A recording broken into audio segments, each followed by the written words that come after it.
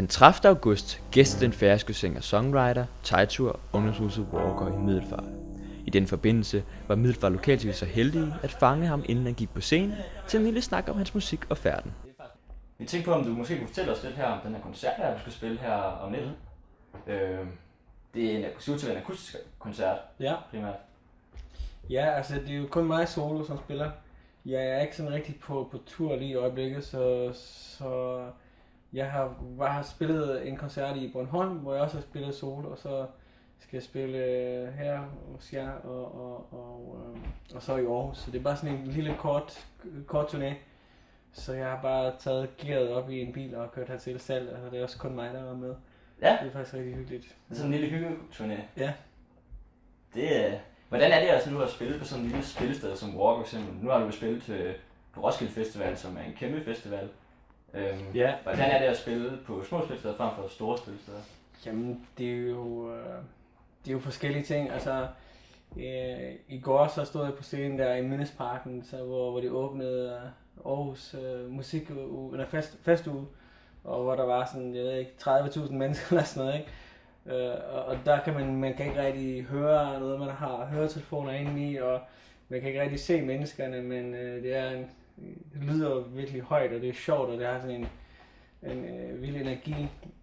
Men det er jo noget helt andet, end at komme på et lille sted, og så kan man pludselig høre, hvad man laver og sådan noget. Ja. Ja, så jeg vil sige det som sådan, at jeg er mest vant til at spille i sådan små steder, altså, hvor der ikke er så kæmpe stort. Og jeg kan bedst lide at være i steder, hvor man kan sådan, høre, hvad man laver og sådan noget. Hvor det... Og se sit publikum måske. Ja, og jeg tror, min musik passer sig bedst til det virkelig. Det har vel fundet sit naturlige sted der. Ja. Ja. Så du føler måske også mere sådan tættere forbundet med publikum, som du selv siger, det der med, at ved de store, det er så vildt, at man måske ikke sådan kan... Ja, altså, det ved jeg ikke, altså det er en show, så længe det er en variation, vil jeg sige, altså så længe det ikke er det samme hver gang. Så det er det, der er så sjovt med at spille musik, at man kommer ud i forskellige events, man spiller med nogle forskellige musikere. Jeg skriver også min musik om til forskellige andre konstellationer, og laver ny musik til forskellige andre ting, så jeg kan sådan godt lide, at der er meget dynamik i det, Ja. så det ikke bare er det samme. Det er så det, som gør det spændende og uventet.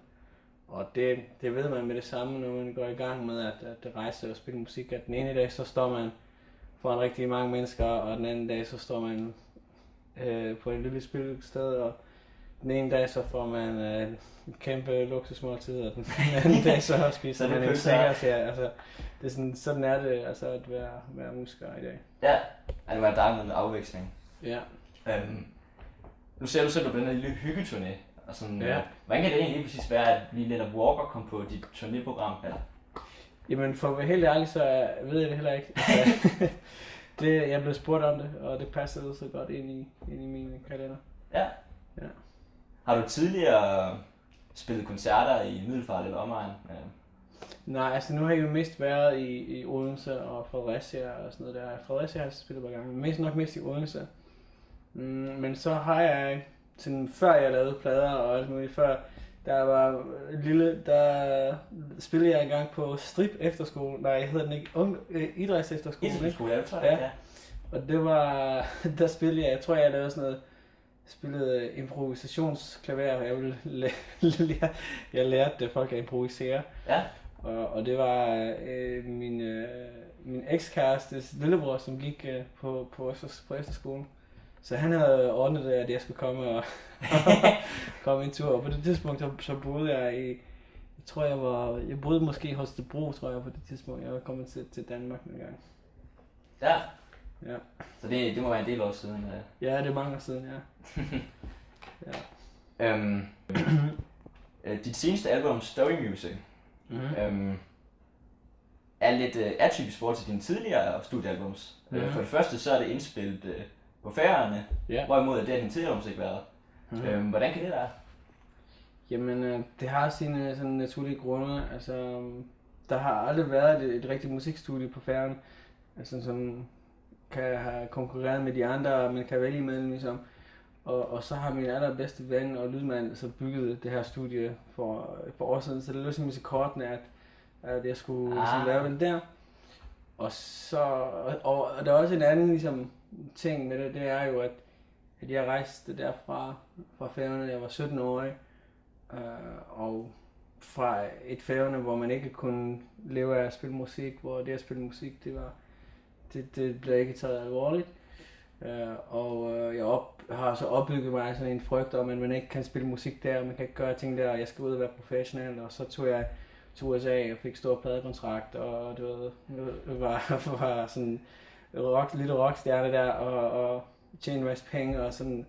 Helt op på fyrene. Ja, var helt oppe at køre der, og så i den tid, så har jeg så opbygget en tro om, at det kan man ikke på Færøerne. På Færøerne kan man ikke spille musik, det er noget amatør, noget, ikke?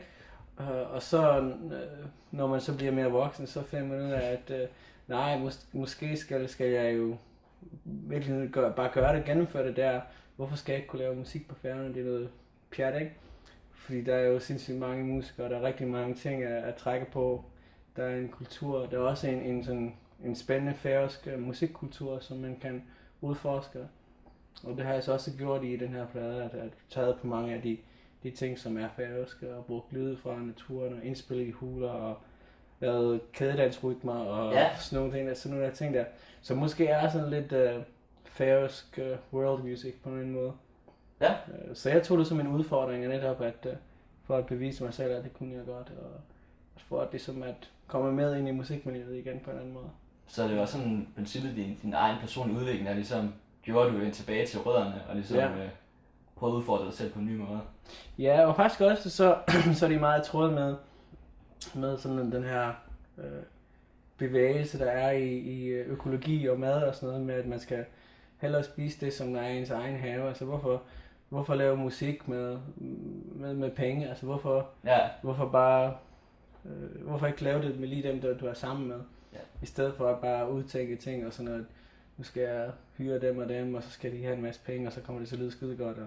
Som jeg vil gerne være. Jeg har lidt punker i mig, som måske folk ikke tror, men for mig så er det faktisk også en drivkraft, at nej, jeg vil gå den vej, jeg vil gøre det ligesom de andre. Sådan. Ja.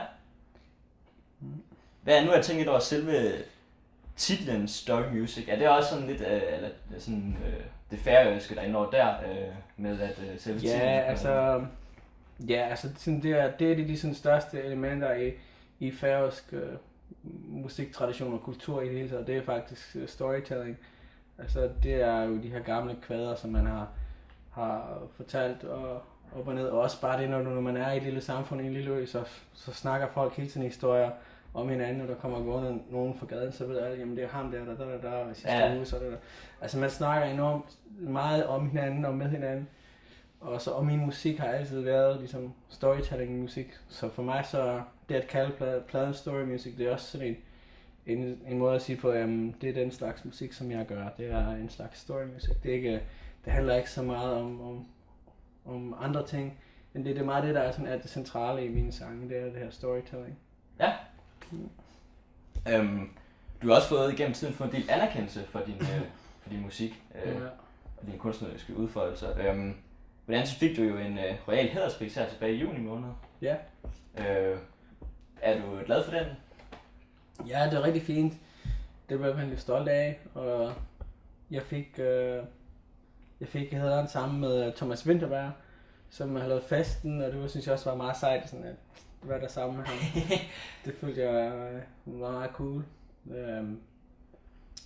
I det hele taget så hjælper det jo også, at jeg fik en pose penge og sådan noget, så og man tjener ikke så meget, når man spiller musik, så, nej. Så det er meget godt. Ja. Er det noget anderledes, at det ikke er, hvad kan man sige, at det ikke decideret er en musik award, altså det er måske mere en generel hæderspris, at det betyder noget andet for dig, at det sådan er mere generelt for dit kunstneriske talent måske? Ja,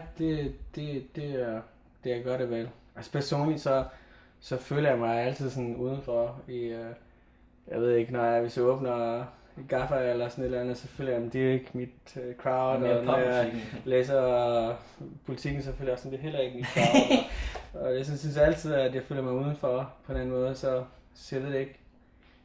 Hvis jeg havde vundet en eller anden pris for bedste guitarspiller i et eller andet magasin, så jeg også bare synes, at det var, at jeg var udenfor. Så jeg ved det ikke. Du føler du svært at finde et segment, sådan... At hvad? Du føler du svært at få anerkendelse for lige netop det, du... Ja, måske. Eller det passer ikke, at jeg ikke føler, at jeg får anerkendelse. Jeg får enormt meget anerkendelse. Og jeg har levet af at spille musik, siden jeg var lille. Altså, jeg har det meget godt, ligesom. Det fungerer godt meget godt. Det er bare mere det der med, hvordan andre ser på det og sådan noget. Så en hæderspris, ja, great. Ja, det er bonus. Det der er mega fedt, ja. Ja. Hvordan har du egentlig med at inspirere unge musikere? Er det noget, du føler, du gør noget i? Ja.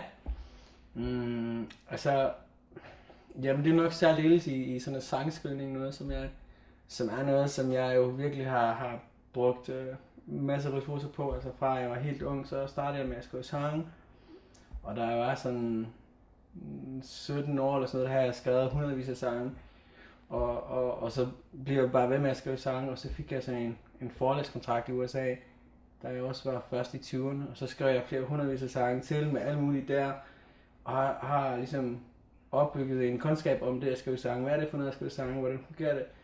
Og har nået frem til nogle ting, som jeg er sikker på, at hvis der er nogen andre, der gjorde det, så ville jeg også komme frem til de samme ting. Altså det er sådan nogle en erfarenhed i det, som jeg synes, at man kan lige så godt dele det og snakke med det om det. Altså, selvfølgelig skal folk selv finde frem til deres eget udtryk og sådan noget. Det handler mere om kunstneriske udtryk, men det at skrive sange, det er også en håndværk, som sagtens kan lære.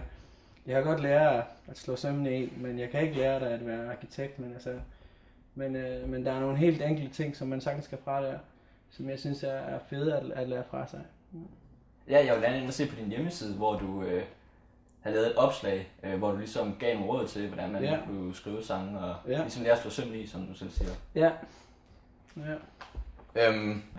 Hvad med fremtiden? Hvad kan man forvente af dig i fremtiden, og hvilke projekter er du gang i? Jamen, jeg har gang i, altså vi laver en film, altså sådan en dokumentarfilm om story music, om det her album. Og det er sådan en interaktiv film, det er ret spændende.